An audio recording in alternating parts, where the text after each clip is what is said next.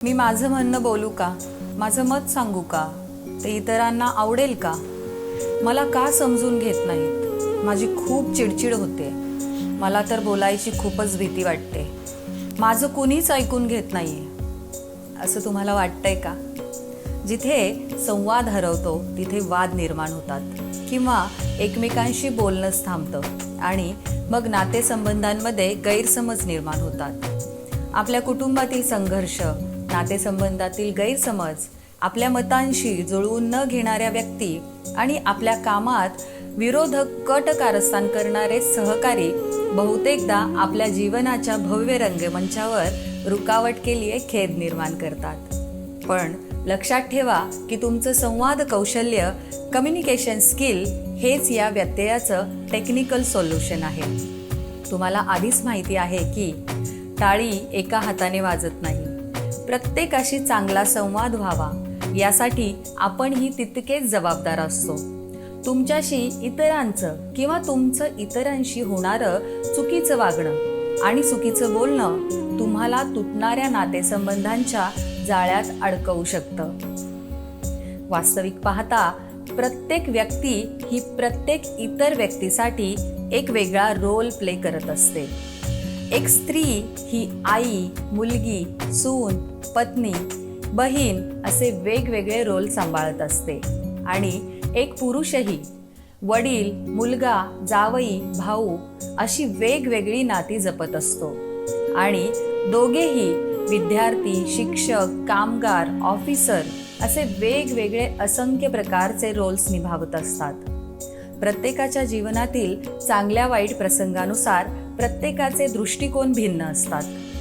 स्वतःला बरोबर वाटणारी अशी स्वतंत्र मतं असतात आणि इतरांच्या दृष्टिकोनातूनही ती बरोबर असतीलच असं नाही. प्रत्येक व्यक्ती आपापल्या आकलन शक्तीनुसार स्वतःला बरोबरच समजत असते. मग याला उपाय काय हे जाणून घ्यायचं असेल तर हा व्हिडिओ नक्की शेवटपर्यंत बघा. जीवनात सर्वसमावेशक भावनेतून समजूतदारपणे सुसंवाद होण्यासाठी महत्त्वाच्या स्ट्रॅटेजीज आपण पुढे बघूयात. अशा जगाची कल्पना करा की जिथे तुमचे शब्द खोलवर प्रतिध्वनित होत आहेत, जिथे तुमचे विचार इतरांच्या हृदयात आणि मनात एक स्पष्ट मार्ग शोधतायत. ही प्रभावी संवादाची शक्ती आहे. आपल्या बोलण्यातून फक्त शब्द निर्माण होत नाहीत, तर या शब्दांच्या सिम्फनीतून जणू एक संवेदनांची श्रुती निर्माण होते आणि त्या संवेदनांच्या तीव्रतेनुसार हा संवाद आपल्या आयुष्यावरती इम्पॅक्ट करू शकतो. आपण समोरच्या व्यक्तीचं मत ऐकून घेणं, त्या मतामागील मूळ दृष्टिकोन समजावून घेणं आणि मगच योग्य तो प्रतिसाद देणं महत्त्वाचं आहे. म्हणूनच सर्वात आधी एक गोष्ट करा. तुमच्या मनावर आणि कानांवर हे बिंबवून ठेवा की तुम्हाला खरोखर आणि मनापासून ऐकण्याची शक्ती निर्माण करायची आहे. फक्त ऐकण्यासाठी नाही, तर आपल्या कानांवर पडलेल्या प्रत्येक शब्दाचा आणि वाक्याचा योग्य अर्थ समजावून घेण्यासाठी खोलवर विचार करा, प्रश्न विचारा आणि समोरच्या व्यक्तीला तुम्ही त्याची बाजू मनापासून ऐकताय याची जाणीव होऊ द्यात. हाच खरा नात्यांचा आधारस्तंभ आहे. प्रत्येक संवादामध्ये सहानुभूती दाखवा. प्रत्येक मुद्द्याचा तुम्ही संवाद साधत असलेल्या व्यक्तीच्या स्थितीनुसार त्याच्या जागी स्वतःला इमॅजिन करून त्याचं खरं काय मत आहे ते समजून घेण्याची स्वतःला सवय लावा. त्यांच्या भावना समजून घेऊन त्यांची मतं तुम्हाला पटली असोत किंवा नसोत, तरीही तुम्हाला त्यांच्या संवेदना समजल्याचं कबूल करा आणि इतरांची मते जरी भिन्न असली तरीही त्याचा आदर करा.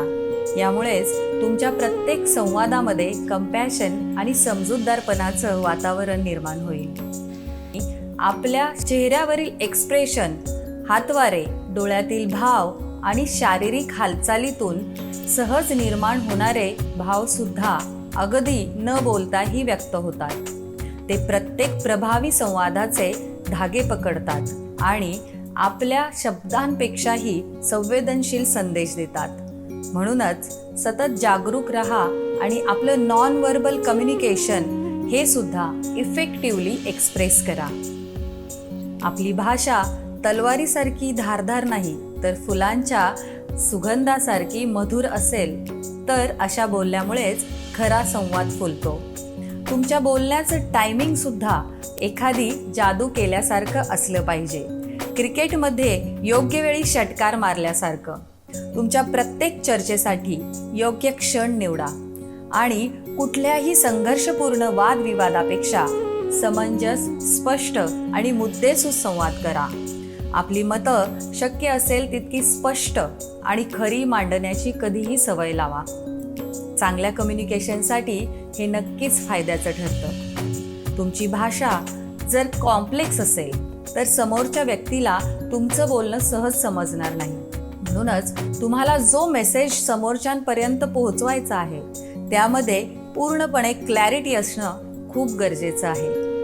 प्रभावी, सुज्ञपणाचं आणि विचारपूर्वक बोलणं हे ध्रुव ताऱ्यासारखं आहे. समुद्रात हरवलेल्या जहाजाला जसं ध्रुव तारा योग्य मार्ग दाखवतो तसंच तुमचं इफेक्टिव्ह कम्युनिकेशन तुमच्या जीवनातील कौटुंबिक वाद, नातेसंबंधातील गैरसमज आणि कामकाजातील आव्हानात्मक विरोधकांच्या वादळी समुद्रातून तुम्हाला मार्ग दाखवेल. आपल्या जीवनाच्या रंगमंचावर एक सर्वोत्तम कथा लिहिण्यासाठी या अमूल्य कौशल्यांचा नक्की वापर करा. आपल्या व्यक्तिमत्वामध्ये सर्वांगीण विचारसरणी आणि सखोल समजूतदारपणा निर्माण करण्यासाठी या इफेक्टिव्ह कम्युनिकेशन्स रेमेडीजचा खऱ्या जीवनात वापर करा आणि यासाठी मनापासून प्रयत्न करा. हे सगळं बोलणं सोपं पण करणं थोडं कठीण वाटतंय का? तर काळजी करू नका. प्रत्येक संवाद जबाबदारीने करा.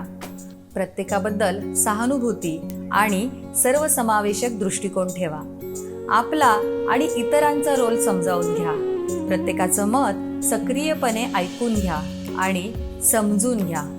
समजूतदारपणे आणि विचारपूर्वक रिस्पॉन्ड करा. आपल्या चेहऱ्यावरील भाव, हातवारे, शारीरिक हालचाली याबाबत कॉन्शियस राहा. आपण कधी, काय आणि किती बोलायचं याचं टायमिंग सुद्धा समजून घ्या. समजायला सोपा, स्पष्ट आणि अचूक संवाद करा. स्वतः सक्षम कम्युनिकेटर होण्यासाठी सकारात्मक राहा आणि या व्हिडिओत सांगितलेल्या रेमेडीज नक्की करून बघा. कंटिन्यूअस इम्प्रूव्हमेंट करा. यातूनच तुम्हाला पॉझिटिव्ह रिझल्ट्स मिळतील यात शंकाच नाही. आता मला जाणून घ्यायला आवडेल की तुमचे सध्याचे नातेसंबंध जोडून ठेवण्यासाठी तुम्ही आजपर्यंत काय प्रभावी उपाय केलेत ते नक्की आपल्या सगळ्यांसाठी तुम्ही कमेंट्समध्ये कळवा. आणि काही प्रश्नसुद्धा असतील तर तेही तुम्ही कमेंट्समध्ये नक्की विचारा. Good communication is a skill that gets better with practice. It's not just about expressing yourself clearly. Communication is the lifeline of any relationship. Keep it clear, honest, and open. Wishing you success in mastering effective communication skill for a brighter future ahead. Thank you. Remember to like, share, subscribe and hit the bell icon for more updates. आणि पाहायला विसरू नका आमची personal development series मार्ग आनंदाचा. फक्त ma.peacemental.com या website आणि पीस मेंटल या अँड्रॉइड ॲपवर सुद्धा. Thanks for joining our journey to peace and self discovery.